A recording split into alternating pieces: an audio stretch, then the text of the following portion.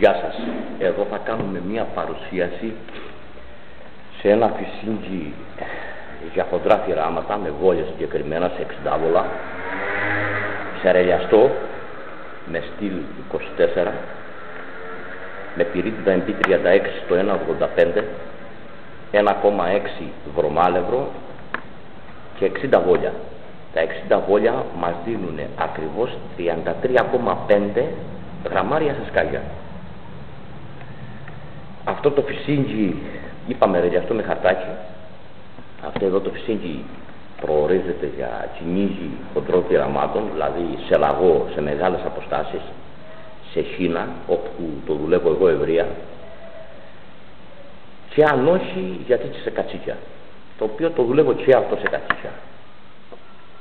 Βάλετε με τσόκ από 3 αστέρια και κάτω, όπως δηλαδή έχουμε ξαναδιατυπώσει λόγω του στυλ, επειδή είναι σκληρό και άδειο και καταντάει επικίνδυνο σε τσόκ, ας πούμε, από 2 αστέρια και κάτω, δηλαδή και πάνω, δηλαδή 2 full, extra full, έτσι απαγορεύεται. Λοιπόν, πάμε τώρα να το στήσουμε για να δούμε. Αυτό εδώ το τσιάδιο είναι ο στυλ 24. Είπαμε ότι είχε βγει και σε άλλες παρουσιάσεις το είχα διατυπώσει, είχε βγει σε 2 καλούπια. Το ένα καλούπι έβγαινε στα 42 χιλιοστά ύψος και το άλλο στα 44,5. Αυτός είναι ο 44,5. Πρέπει λοιπόν να το κόψω στα 42 και να τον εχαράξω σε 8 πέταλα. Πώς θα τον κόψω?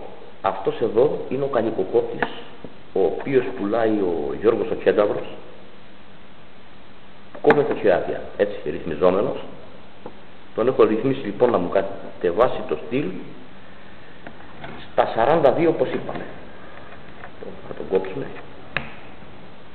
Εύκολο το κόψιμο.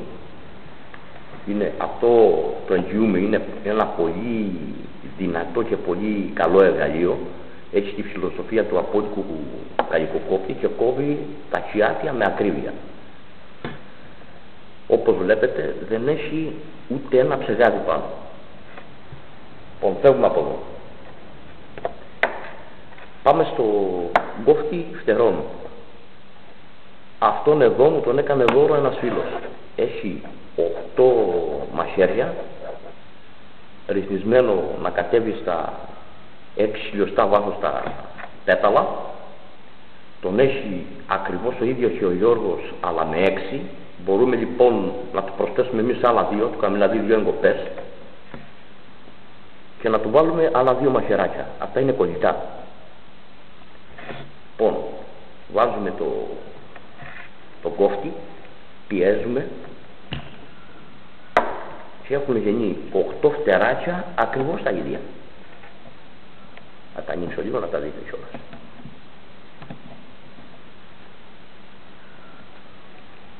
Φεύγουμε από εδώ. Πάμε τώρα στο στήσιμο. Παίρνουμε την MP36, 1,85. Να μου πείτε είναι φουσκωμένο στο στυλ το 1,85. Όχι, δεν είναι, γιατί είναι ρελιαστό. Και είναι και σε βόλια. Μπορούμε να ανέβουμε ακόμη και πιο ψηλά. Και στο 1,90 ακόμη σε θερμοκρασίες κάτω του 0. Παίρνουμε το στυλ, το βάζουμε μέσα, γυρίζουμε τούμπα να γεμίσει φούστα, πιέζουμε, χαμηλώνει.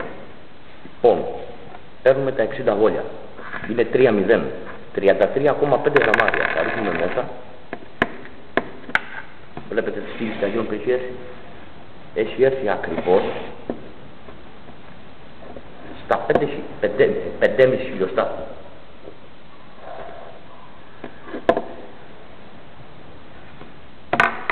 Παίρνουμε το φωνάκι,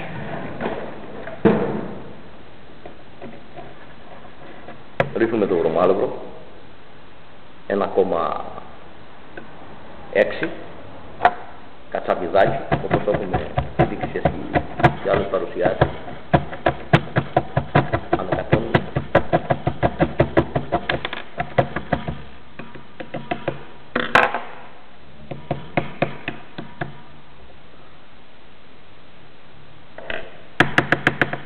Πάμε λίγο να κάτσει, βάζουμε τη μεζουρίτσα, κάνουμε μια στατική πίεση γύρω στα 10 κιλά περιστροφή, όπως το είχαμε δείξει, και έχουμε έτοιμα τα βόλια μας μέσα στο στυλ. Παίρνουμε το χαρτάκι, το βάζουμε από πάνω, βάζουμε την μεζουρίτσα και πιέζουμε ελαφρώς. Όπως βλέπετε είναι έτοιμο για ρέλιασμα. Η απόσταση τώρα που έχει αφήσει το χαρτάκι από τα χείλη του Κάρικα είναι ακριβώς στα 5. Ακριβώς με την πίεση που έδωσα πάνω. Λοιπόν, αυτό το φυσίγγι, όπως είπα, το δουλεύω ευρείας εγώ στη Χίνα και στα κατσίκια. Όταν ρελιαστεί, εδώ όπως βλέπουμε στην κάτω μεριά στο στυλ, θα κάνει μία πάρα πολύ ελαφριά παραμόρφωση, δηλαδή θα τον ρελιάσουμε στα 5. Δεν θέλω συμπίεση στο στυλ, όπως το έχω ξαναπεί. Θέλω να είναι σχεδόν απείρετο το αμορτισέρ, που να μην μας σκορπίσει τις ντουφετιές και να μας σηκώσει κάπως παραπάνω μπάρκο. Με αυτό το φυσίγγι έχω πάρει Χίνα στα 60 βόλια, στα 60 μέτρα, και έχει πέσει ξερή με 8 βόλια πάνω της διαβερής. Δεν χρειάζεται κατά τη γνώμη μου επινικελωμένο, μόνο αν το δουλέψουμε σε μεγάλα θηλαστικά, δηλαδή σε κατσίκια, ας πούμε, και λόγω ότι θέλω διακρίσεις, δηλαδή άμα την πάρει, ας πούμε, από την πίσω μεριά το ζώο, να μην παραμορφωθεί το σκάγιο πάνω στο κόκαλο, να το τρυπήσει και να το σπάσει. Στη Χίνα δεν νομίζω ότι χρειάζεται επινικελωμένα. Τα μπαρ που βγάζει είναι γύρω στα 800 με 850, είναι κάπως βαρύ. Αν το ρίξουμε όμως με 0 θερμοκρασίες από 0 και κάτω στο 1,90, πάλι θα έρθει σε αρμονία τα μπαρ, δηλαδή πάλι θα έχουμε 800 με 850. Γενικά είναι ένα πολύ καλό φυσίγγι για χοντρά νούμερα, σε οριακές βολές,